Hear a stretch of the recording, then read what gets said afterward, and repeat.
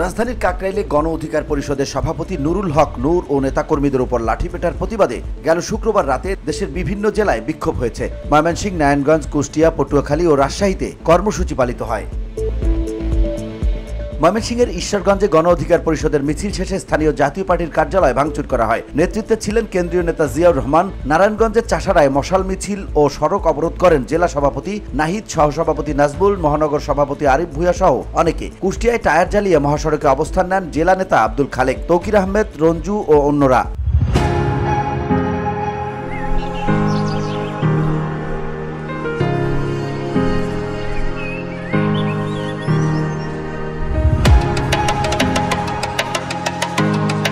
পটুয়াখালীর গলাচিপা ও চরবিশ্বাসে নূরের নিজ গ্রামে রাত 11টায় মশাল মিছিল হয়। সদর রোডের প্রতিবাদে বক্তব্য দেন শাহ আলম শিকদার, সাদ্দাম মৃধা, এম এস সোহেল মাহমুদ। গলাচিপায় বক্তব্য দেন হাফিজুর রহমান, জাকির মুন্সি ও লিটন মাতব্বর।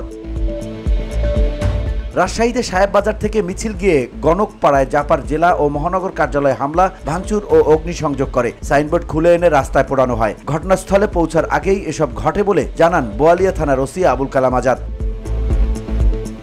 VOD Bangla news desk.